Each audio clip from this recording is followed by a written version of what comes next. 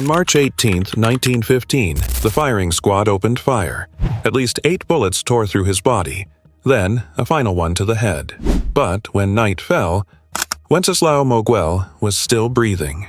This is just the beginning of a list of death row inmates who survived their own executions. Stories that seem impossible, yet unfolded right before our eyes. Before we begin, drop a comment. What country or state are you watching from? Let's see how far these stories have traveled.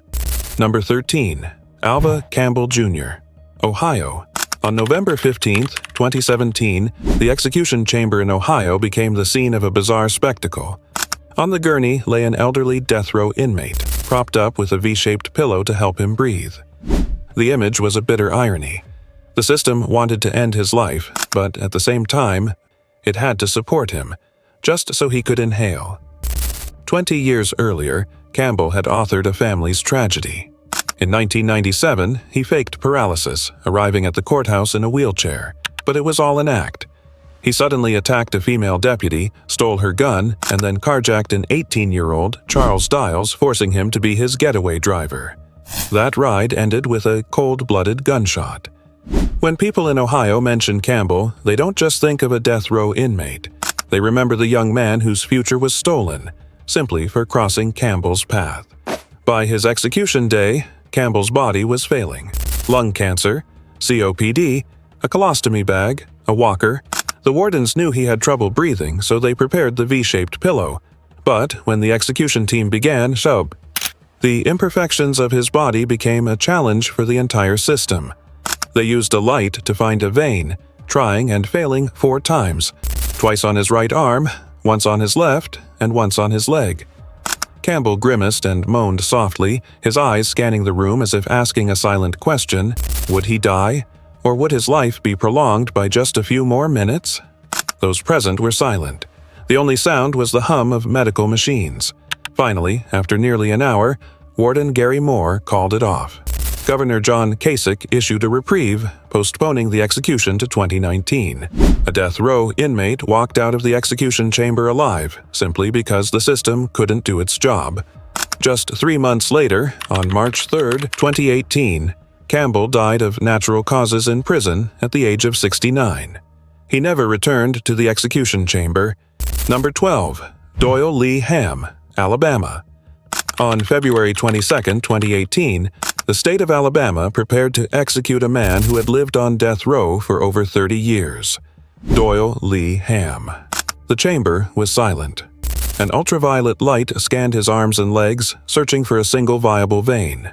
Hamm lay there, his body gaunt from terminal lymphoma, riddled with tumors and scars from chemotherapy that made his veins all but disappear. In 1987, Doyle was sentenced to death for murdering motel clerk Patrick Cunningham during a robbery. The sentence stretched for decades through countless failed appeals. As the execution date neared, the prison's medical staff had warned them. His veins were virtually inaccessible, but Alabama decided to proceed anyway. That night, with 3 guards holding him down, the execution team repeatedly punctured his skin with a needle. Once, twice, then 11 times, each attempt leaving a new bruise. Nearly 3 hours passed. Hamm's breathing was ragged, his eyes fluttering. From the pain or the illness, it was impossible to tell.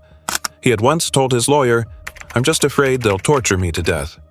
Instead of letting me go quickly, when the clock struck 11:30 p.m., the legal window for the execution was about to close. Finally, the warden of Holman Prison ordered them to stop. The room fell silent. A death row inmate left the chamber alive, not because of a pardon, but because the system couldn't find a single viable vein. In March 2018, the state of Alabama and Hamm's lawyer reached a confidential agreement. He would never be taken back to the execution chamber. In modern history, it was an extremely rare case, a death sentence that effectively became a life sentence after a single botched execution. On November 28, 2021, Doyle Lee Hamm died in prison from his cancer at the age of 64. Number 11. John Babbacombe Lee, England. On the morning of February 23, 1885, at Exeter Prison in England, dozens of officials and witnesses gathered before the gallows. On the platform, a 21-year-old servant named John Lee stood silently, awaiting his death for the murder of his employer, Emma Keyes, a few months prior. The executioner fastened the rope, pulled the hood over his head, and yanked the lever, but the unthinkable happened. The trapdoor failed to open. Lee was left standing, the noose tight around his neck. The room was stunned into silence. Officials tried again, a second time, then a third. Nothing. They removed the rope and took Lee back to his cell while technicians tested the mechanism. When they tested it again, without Lee on the platform, it worked perfectly. The story spread like wildfire. The British press gave him the nickname "the man they couldn't hang." Public opinion was split. Some believed it was divine intervention. Others argued the justice system had made a grave error, convicting him on purely circumstantial evidence. In the aftermath, Britain's Home Secretary made an unprecedented decision. The death sentence was commuted to life in prison. John Lee spent over 20 years behind bars until he was released in 1907. From there, his story became legend, inspiring books, films, and even a folk rock album named Babbacombe Lee. His later life is shrouded in mystery. Some rumors claim he lived in the United States until 1945, but nothing has ever been confirmed. Number 10. John Lewis Evans III, Alabama. On April 22, 1983, at Holman Prison in Alabama, the door to the electric chair, Yellow Mama, opened for the first time in nearly 2 decades. The man who walked into that room was John Lewis Evans III.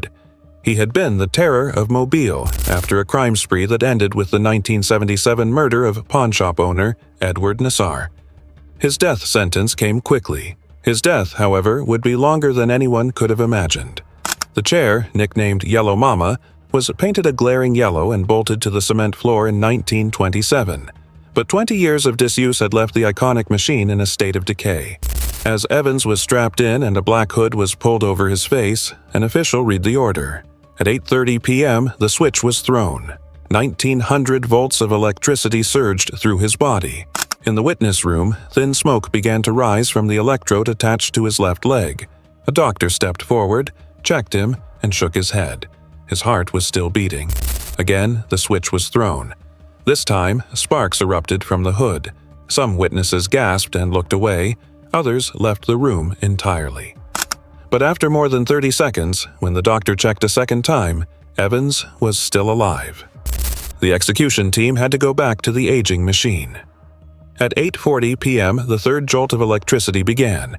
The sickening smell of burning flesh filled the air. It wasn't until 8:44 p.m. that a doctor finally confirmed his heart had stopped.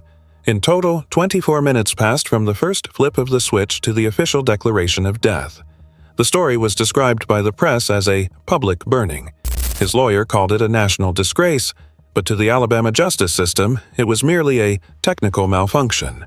Evans became a symbol for the return of capital punishment after the moratorium, but also living proof that even a tool designed for a swift death, when left to rust, can turn an execution into a drawn-out spectacle of horror. When people remember John Lewis Evans, they don't just remember his crimes in Mobile. They remember the moment smoke rose from Yellow Mama. Number 9. Pedro Luis Medina, Florida. On March 25, 1997, at Florida State Prison, Pedro Luis Medina sat in the electric chair known as Old Sparky. He had been convicted of murdering Dorothy James, a Florida teacher, in a shocking case from the early 90s. As the execution began, no one in the room suspected that Medina's name would become linked to one of the most horrific incidents in the history of the American death penalty. When the switch was flipped, flames suddenly erupted from the hood covering his head. The fire, about 4 to 6 inches high, lasted for several seconds, sending a wave of panic through the witnesses. One attorney who was present exclaimed, "They're burning him alive!" For a few moments, the execution chamber looked like the scene of a fire. Medina sat motionless, his body convulsing from the electricity while white smoke billowed around the chair. For the officials and journalists watching, the image was seared into their minds like a permanent stain. The story immediately made national headlines, turning Old Sparky into a symbol of controversy.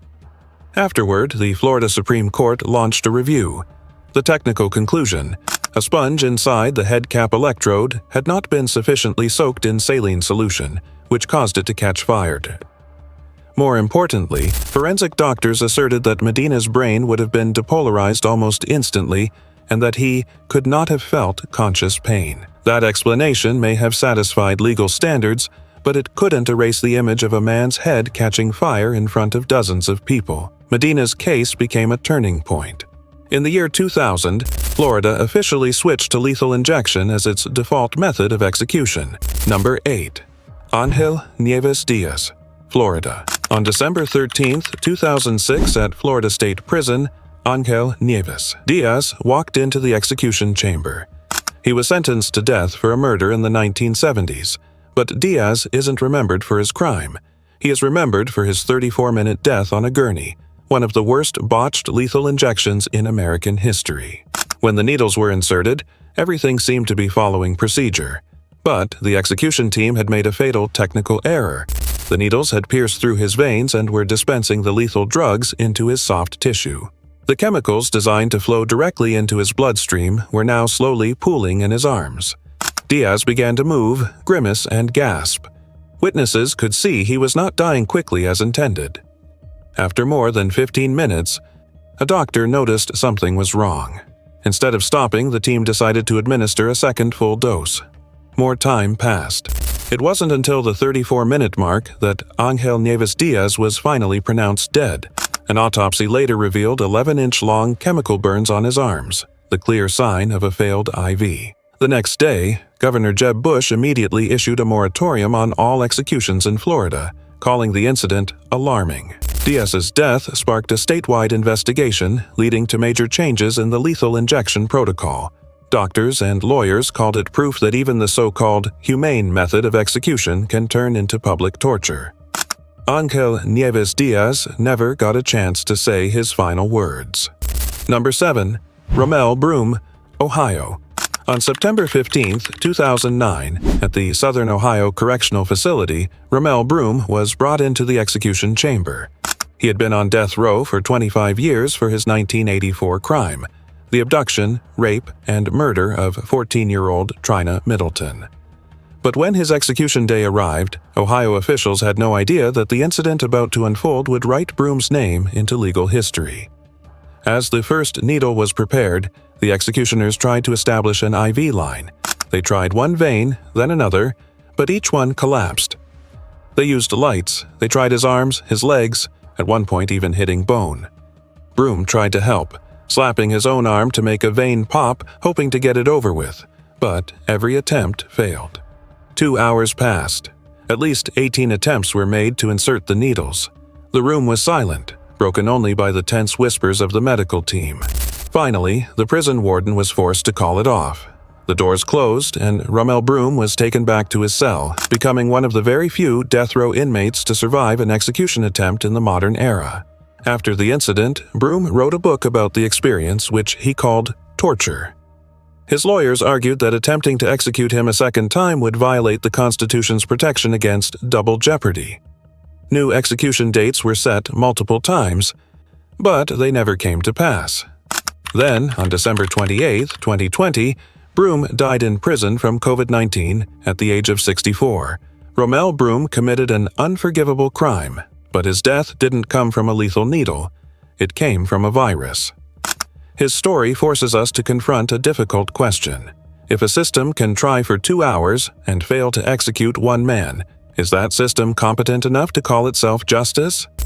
Number 6. Allen Eugene Miller, Alabama.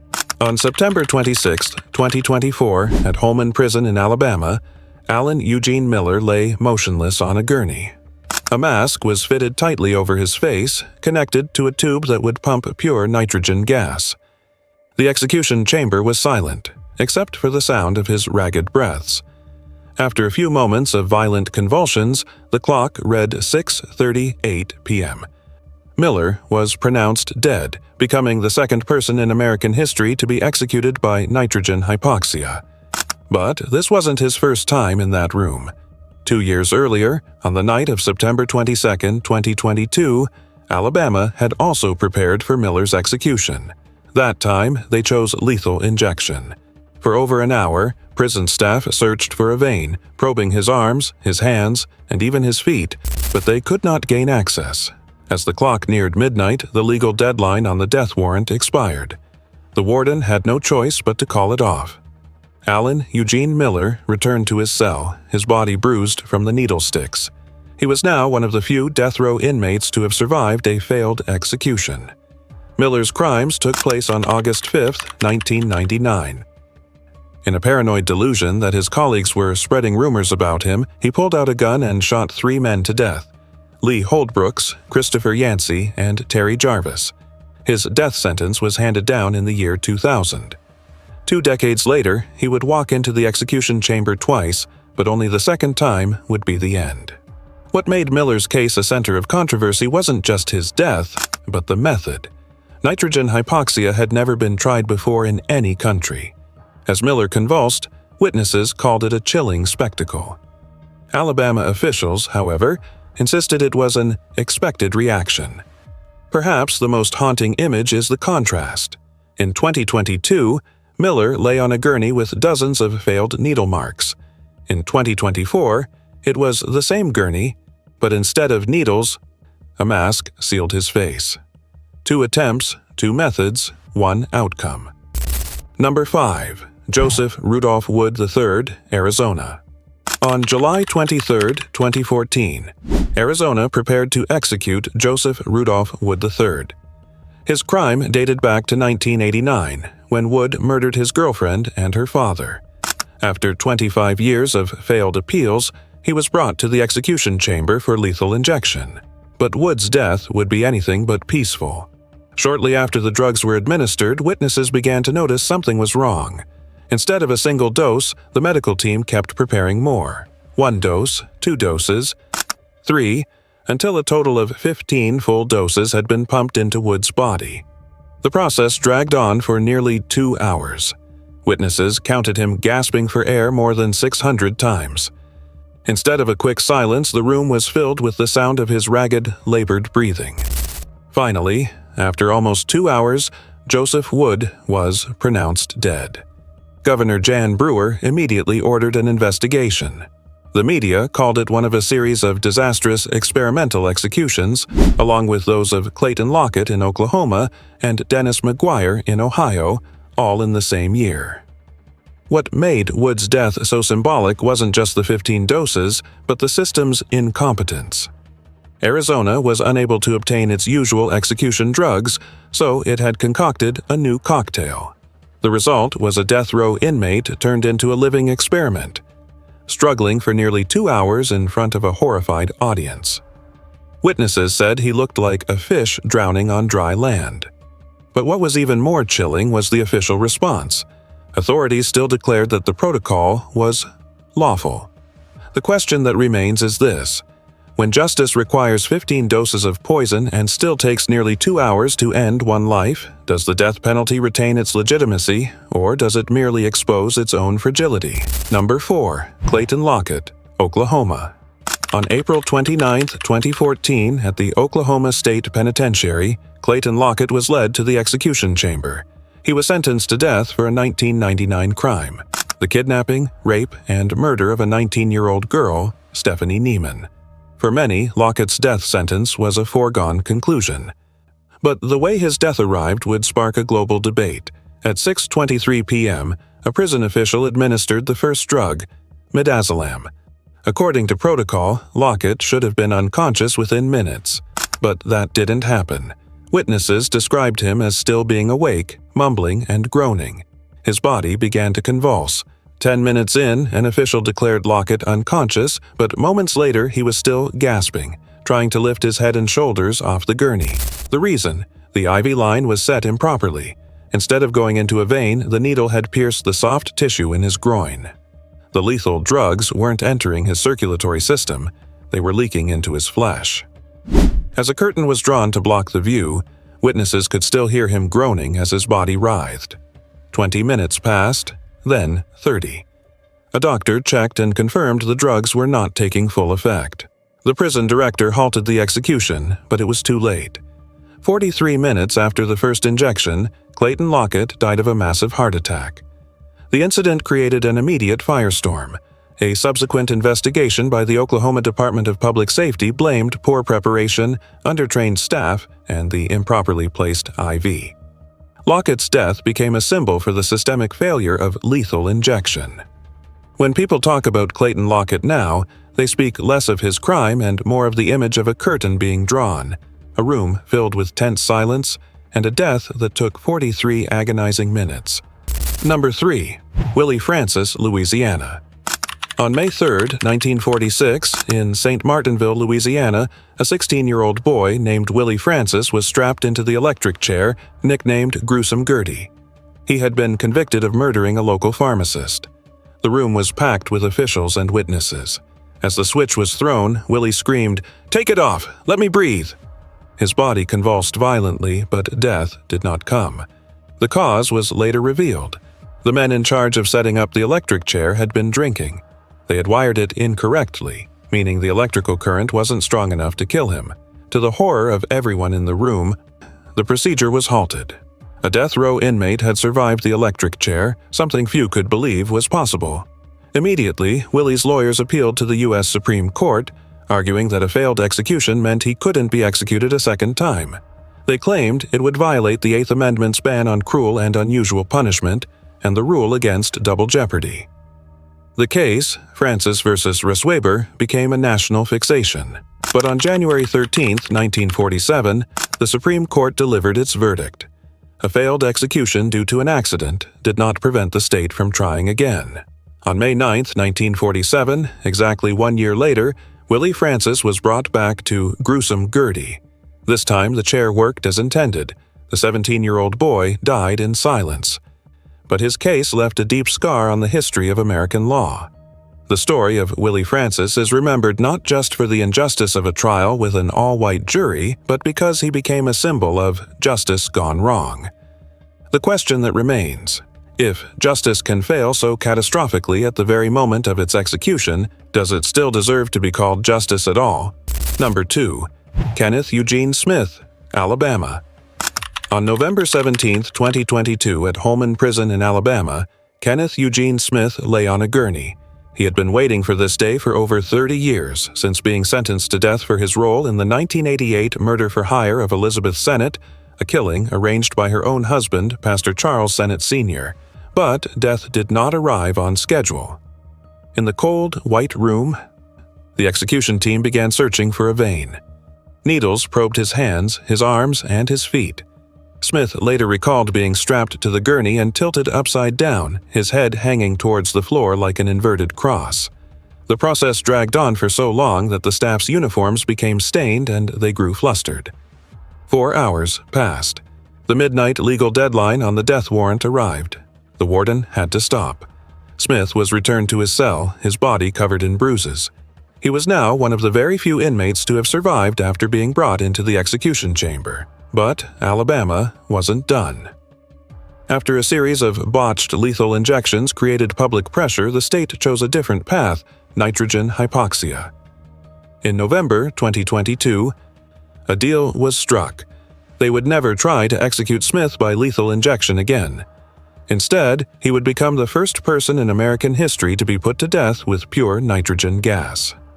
On January 25, 2024, Smith was brought back to the same room. This time, instead of needles, a clear plastic mask was sealed over his face, a hose connecting it to a canister of nitrogen. When the gas began to flow, the oxygen in the room no longer reached his lungs, only the cold, inert nitrogen. Witnesses described his body shaking violently on the gurney, followed by waves of ragged gasping. The process lasted for about 25 minutes. At 6:25 p.m., he was pronounced dead. Before the mask was placed on his face, Smith offered his final words. "Tonight, Alabama causes humanity to take a step backwards. I'm leaving with love, peace, and light." The event immediately became global news. The White House expressed concern. Human rights organizations called it a dangerous experiment, but to the state of Alabama, it was a humane protocol. Number 1.